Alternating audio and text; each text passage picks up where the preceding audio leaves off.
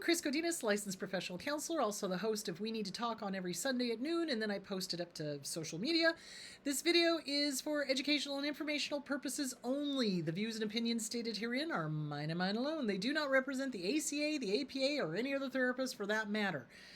Boom, shakalaka done. I'd like to thank my sponsor, BetterHelp, BetterHelp, betterhelp.com/Chris Godinez. They're an online therapy company.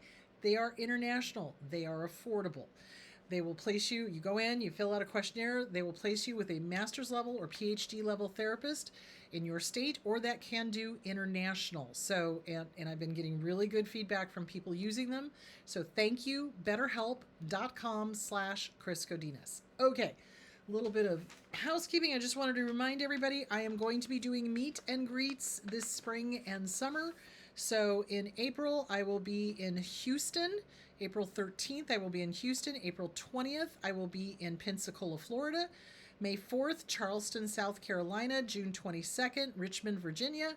July 20th will be Washington, D.C. And August 10th will be Philadelphia. Those were basically the ones I was supposed to do when the whole pandemic thing hit.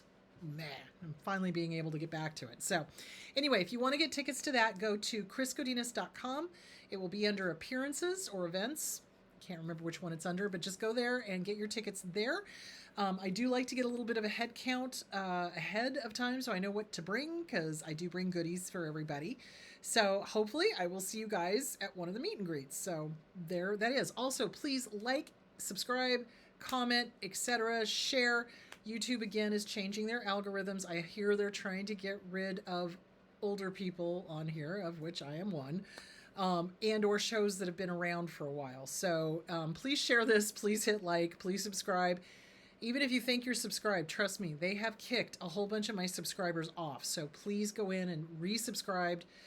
Make sure everybody is subscribed. If you belong to like support groups and you know people listen to me, remind them to go subscribe again and check their subscription if they're not receiving updates. So anyway, there that is. Okay, let's dive into the questions. All right. My narcissistic mom took her life 2 weeks ago. She was the last person I thought would do that. How common is this? She was 81, no note was left, and she said nothing. Well, okay. Suicide among narcissists is pretty rare. But, caveat, they will do it if they have lost power, money, looks, control, narcissistic supply, the ability to harm people, or the ability to manipulate people, or the ability to, draw people into their web, that kind of thing. Usually, not always, but usually it is the older collapsed narcissists that do that.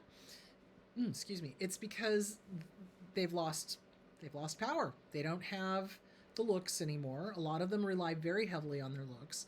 They don't have the looks. They don't have the money. They don't have the power. They don't have the ability to meddle in other people's affairs, which is usually what most narcissists do. So when they lose all of that narcissistic supply, all of that ability to, harm people, because that's their dog hair. Hello. That's really their narcissistic supply is harming people and manipulating people and hurting people and feeling all powerful and one up, and I'm going to hold the inheritance over you, and I'm going to hold this over you, and all of that stuff. So when they lose that, they literally can't imagine continuing to live. Or if they get a diagnosis, cancer or a heart condition or whatever, and they don't want to face whatever they're facing, it's like that's the ultimate form of, I will take control of this and I will do it the way I want. Not leaving a suicide note, that leaves the rest of the family to guess. Usually with people who are thinking of ending their lives, they usually leave, not always, but they usually leave a suicide note kind of, relieving the family of any guilt. Look, this is nothing you guys did. This is my choice, et cetera, et cetera, et cetera. But when a narcissist doesn't leave a suicide note, that speaks volumes, because basically they want you to continue to second guess, and they want you to continue to, oh gosh, was it something I said? Was it something I did? Why did they do this? Guilt, etc. Because that's their stock and trade, is guilt. Fear, obligation, guilt. And we're going to talk about that on Sunday. We're going to talk about all the manipulations they do. So a lot of times what I see covert narcissists do are the threatened suicides. Well, if you don't do what I want you to do, I will kill myself.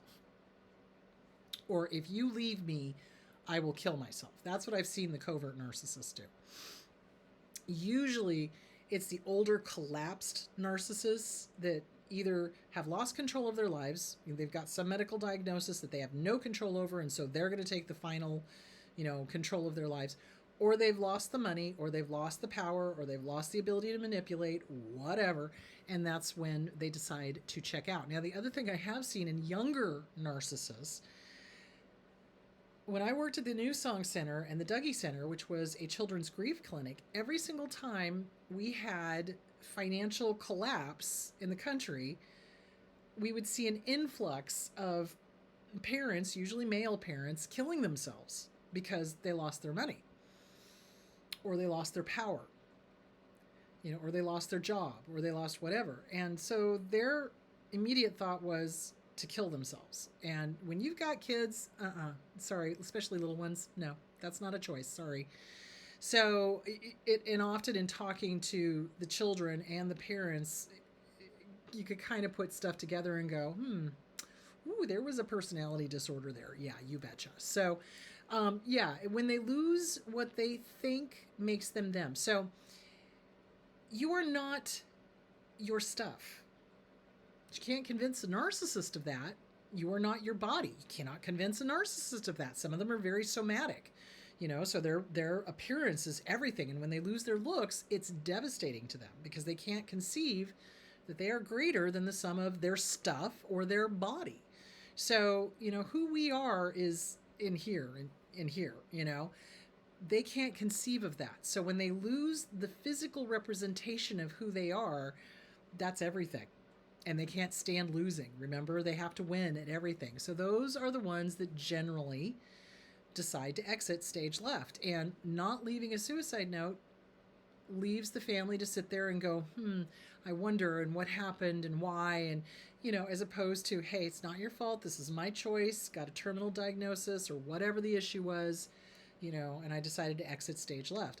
So so it's just, it's usually the older collapsed ones, but I have seen younger ones do it when they lose something physical like money, possessions, a job, whatever, that they think is them. It's like, remember, narcissists have no delineation between them, because there's really not much there, and their job or their money or their power. To them, they are the job. They are their physicality. They are their looks. They are their money. And if they lose that, they've lost everything. Pretty scary way to live. I would not want to live like that. That does not sound like much fun. So anyway, I hope that answers your question. And please remember, when someone does decide to exit stage left from this life, it is their choice, especially if they're an adult. It is their choice. They've made the decision, and please don't feel any guilt about it. Okay? And especially if you're telling me you think that your mom was disordered and in some way, shape, or form. So write it out. Write it out. Get with a good therapist. Work on the grief, because there's always going to be grief. Even when my dad died, I was still sad, but I wasn't so much sad that he was gone. I was more sad that game over. No chance for him to figure it out. It's done. So I was more sad about that. So, process it through, feel out what you need to work on. If there's any guilt, get rid of it. You don't need it. You don't need to be controlled by that anymore. Let it go. Okay. All right. So on Sunday, I will be talking about manipulations. So we'll be talking about the fear, the obligation, the guilt, the, gaslighting, rewriting history, all the lovely little way, the triangulation of communication. I think we need to hit on that again too. All the ways they try to manipulate and control, and what you can do to protect yourself from that, and how to call it out. So that's what we're going to talk about on Sunday. All right, you guys go have a great week, and I will talk to you later. Bye.